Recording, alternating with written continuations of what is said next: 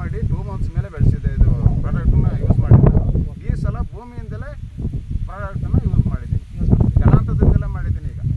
ಈಗ ಹಾಗಾಗಿ ನಾವು ಕೇಳೋದೇನಪ್ಪ ಅಂತಂದರೆ, ಈಗ ರಾಸಾಯನಿಕಕ್ಕೂ ಸಾವಯವ ಸಮೃದ್ಧಕ್ಕೆ ಏನು ಡಿಫ್ರೆನ್ಸ್ ಇದೆ? ಡಿಫ್ರೆಂಟು ಅಂತ ಅಂದರೆ ಇದು ಏನಾಗಿದೆ ಅಂತಂದ್ರೆ ಸರ್, ನಮ್ದು ಏನು ಇಂಗ್ಲೀಷ್ ಮೆಡಿಸಿನ್ ಇದೆಯಲ್ಲ ಅದಕ್ಕಿಂತ ತುಂಬ ಚೆನ್ನಾಗಿ ಬೆಳೆ ಬರುತ್ತೆ.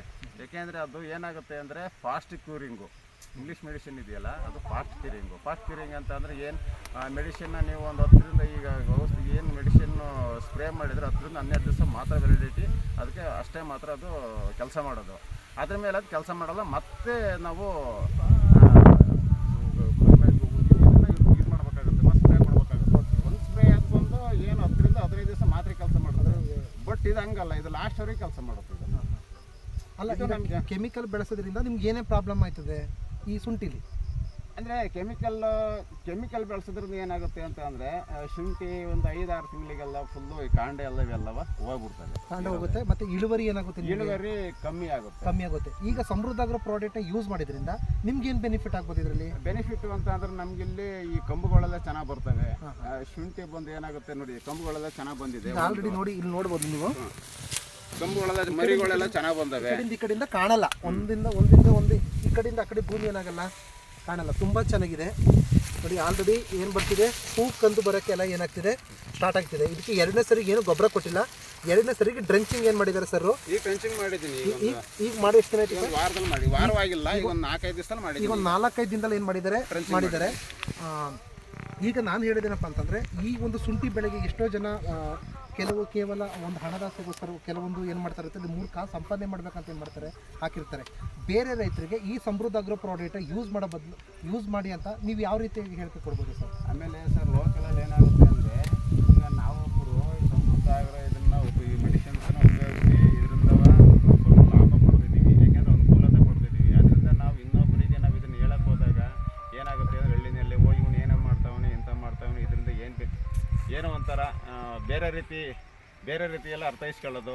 ಇವನೇನೋ ನಮ್ಮ ಹತ್ರ ದುಡ್ಡು ಹೊಡಿಯೋಕೆ ಮಾಡ್ತಾವನೋ, ಏನು ಮಾಡ್ತಾವನೋ, ಇವನೇನು ಹೇಳ್ತಾನೆ ಅಂತ ಹೇಳ್ಬಿಟ್ಟು ಹಳ್ಳಿ ಜನಗಳು ಸ್ವಲ್ಪ ಅಸಮಾಧಾನದ ಜನಗಳು. ಹಾಗಾಗಿ ಏನಾಗಿದೆ ಅಂತ ಅಂದರೆ, ಜನಗಳು ಈ ಲೋಕಲ್ ಜನನ ಅಂದರೆ ಅದೇ ಊರಲ್ಲಿ ಏನು ವಾಸ ಮಾಡ್ತಾನೆ ಆ ವ್ಯಕ್ತಿ ಮಾತನ್ನು ಯಾರು ಕೇಳಲ್ಲ. ನಿಮ್ಮೂರಲ್ಲಿ ನಿಮ್ಮ ಮಾತು ಯಾರು ಕೇಳಲ್ಲ. ನಮ್ಮೂರಲ್ಲಿ ಬೇರೆ ಎಲ್ಲ ಮಾತನ್ನು ಕೇಳಿದ್ರು ಕೂಡ ಏನಾಗುತ್ತೆ ಅಂದರೆ, ಈ ಒಂದು ವಿಚಾರದಲ್ಲಿ ಏನಾಗುತ್ತೆ ಅಂತ ಅಂದರೆ, ಇಂಥ ಒಂದು ಕೆಲವೊಂದು ಈ ಪರಿಸರದಲ್ಲಿ ಇದಾದಾಗ ಇಂಥ ಒಂದು ವಿಚಾರನ ಯಾರು ಕೇಳಲ್ಲ, ಬೇರೆ ಥರನ ಅರ್ಥೈಸ್ಕೊತಾರೆ.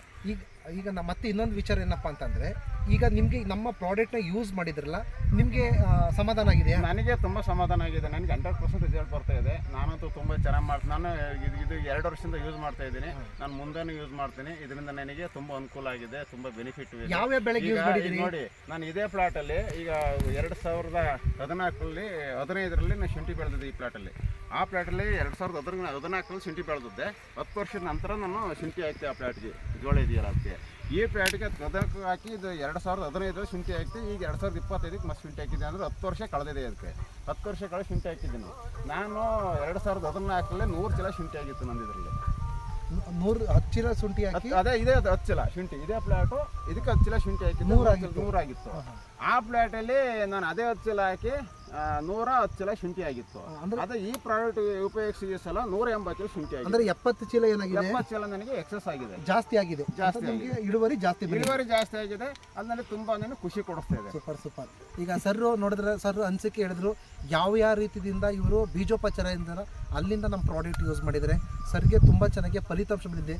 ಎಷ್ಟು ಕಡೆ ನೋಡ್ಬೋದು ಶುಂಠಿ ಏನಾಗಿದೆ ಅಂತಂದರೆ, ಈ ವೈರಸ್ ಬಂದು ಏನಾಗಿದೆ, ತುಂಬ ಕಡೆ ಶುಂಠಿ ಹೋಗಿದೆ. ಆದರೆ ಸರ್ರು ನಾವು ಹೇಳುವಂತಹ ಮಾರ್ಗದರ್ಶನ, ನಾವು ಏನು ಮೆಡಿಷನ್ ಹೇಳ್ತೀವೋ, ಏನು ಒಂದು ಪ್ರಾಡಕ್ಟ್ ಹೇಳ್ತೀವೋ ಅದನ್ನು ಸರಿಯಾದ ರೀತಿಯಾಗಿ ಯೂಸ್ ಮಾಡಿಕೊಂಡು ತುಂಬ ಚೆನ್ನಾಗಿ ಬೆಳೀತಿದ್ದಾರೆ. ಈ ಕಡೆ ಹಾಸನ ಪಕ್ಕ ಇರುವಂತಹ, ಶಾಂತಿಗ್ರಾಮ ಪಕ್ಕ ಇರುವಂತಹ ಮೆಲ್ಲಹಳ್ಳಿ ಎಂಬ ಗ್ರಾಮದಲ್ಲಿ ಗಿರೀಶ್ ಅವರವರು ಎಷ್ಟು ಚೆನ್ನಾಗಿದೆ ಅಂತಂದರೆ ನೋಡ್ಬೋದು. ನೀವು ಸುತ್ತ ನೋಡ್ಬೋದು, ಎಲ್ಲ ಒಂದೇ ಸಮ ಯೂನಿಫಾರ್ಮ್ ಸೈಜ್ ಇದೆ. ಒಂದು ತುಂಡ, ಒಂದು ದಪ್ಪ, ಆ ಥರ ಇಲ್ಲ. ಮಟ್ಟ ಪೈರಿದೆ. ಒಂದು ಗಿಡ್ಡ ಆಗಿಲ್ಲ, ಒಂದು ಹೆವಿ ಉದ್ದ ಆಗಿಲ್ಲ, ಏನಿಲ್ಲ, ಒಂದೇ ಮಟ್ಟ ಪೈರಿದೆ. ಅದು ನೋಡಕ್ಕೆ ತುಂಬ ಚೆನ್ನಾಗಿ ಕಾಣುತ್ತೆ. ಮರಿಗಳೆಲ್ಲ ಚೆನ್ನಾಗಿ ಬಂದಿದೆ. ಮರಿಗಳು ತುಂಬ ಚೆನ್ನಾಗಿ ಬಂದಿದೆ. ಸಂತೋಷ ಆಗುತ್ತೆ. ನಾನು ಹೇಳ್ದಂಗೆ ಇದರಲ್ಲಿ 2014ರಲ್ಲಿ ನಾನು 100 ಚೀಲ ಶುಂಠಿ ಬೆಳೆದಿದ್ದೆ. ಇದರಲ್ಲಿ ಈ ಸಲ ಈ ಶುಂಠಿ ಇದೇ ಥರ ಮುಂದೆ ಚೆನ್ನಾಗಿರುತ್ತೆ ಅಂದ್ಕೊಂಡಿದ್ದೀನಿ. ಚೆನ್ನಾಗಿದ್ದರೆ ಇದು ಮ್ಯಾಕ್ಸಿಮಮ್ 200 ಚೀಲ ಶುಂಠಿ ನಾನು ಇದರಲ್ಲಿ ಇಳುವರಿ ನಾನು ಭರವಸೆ ನನಗಿದೆ. ನೋಡಿ ಸರ್, 10 ಚೀಲ ಮಾಡ್ತೀನಿ ಅಂತ ಹೇಳ್ತಾರೆ.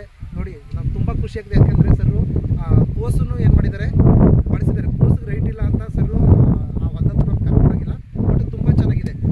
ಈ ಮೂಲಕ ಎಲ್ಲ ರೈತರಿಗೆ ಹೇಳಿದಪ್ಪ ಅಂದರೆ ಸಮೃದ್ಧ ಅಗ್ರೋ ಪ್ರಾಡಕ್ಟು ಕೇವಲ ಸುಂಡಿಗೆ ಮಾತ್ರ ಅಲ್ಲ, ಹೂವಿನ ಗಿಡದಿಂದ ತಂಗಮರೆಗೂ ರೈತ ಯಾವೆಲ್ಲ ಬೆಳೆ ಬೆಳೀತಾರೆ ಪ್ರತಿಯೊಂದು ಬೆಳೆಗೂ ನಮ್ಮ ಸಮೃದ್ಧ ಅಗ್ರೋ ಪ್ರಾಡಕ್ಟ್ನ ಯೂಸ್ ಮಾಡಿ ರಾಸಾಯನಿಕ ಮುಕ್ತ ಭಾರತ ಮಾಡೋಣ ಮತ್ತು ಒಂದು ಸ್ವಸ್ಥ ಸಮಾಜ ನಿರ್ಮಾಣ ಮಾಡೋಣ ಅಂತ ಹೇಳ್ತಾ ಈ ಒಂದು ಪ್ರಾಡಕ್ಟ್ನ ಯೂಸ್ ಮಾಡಿದಂತಹ ಈ ಊರಿನ ಒಬ್ಬರು ಮಾದರಿ ರೈತ ಗಿರಿ ಸರ್ ಅವರಿಗೆ ಸಮೃದ್ಧ ಅಗ್ರೋ ವತಿಯಿಂದ ಹಾಗೂ ರೈಸರ್ಸ್ ಇಂಡಿಯಾ ವತಿಯಿಂದ ಹಾಗೂ ಈ ಒಂದು ಪ್ರಾಡಕ್ಟ್ನ ಪ್ರಮೋಟ್ ಮಾಡಿದಂತಹ ನಮ್ಮ ಲೀಡ್ರ್ ಆದಂತಹ ಉಮೇಶ್ ಸರ್ ಮತ್ತು ಇನ್ನೊಬ್ಬರು ಲೀಡ್ರ್ ಆದಂತಹ ರಾಧಾ ಮಲ್ಲೇಶ್ ಅವರಿಗೂ ಧನ್ಯವಾದ ಹೇಳ್ತಾ ಈ ಒಂದು ಪ್ರಾಡಕ್ಟ್ನ ಯೂಸ್ ಮಾಡಿದಂತಹ ಗಿರಿ ಸರ್ಗೆ ಎಲ್ಲರ ವತಿಯಿಂದ ತುಂಬ ಧನ್ಯವಾದ ಹೇಳ್ತಾ ಈ ಒಂದು ವಿಡಿಯೋನ ಸಮಾಪ್ತಿ ಮಾಡ್ತಿದ್ದೀನಿ. ಜೈ ಹಿಂದ್, ಜೈ ರೈತ.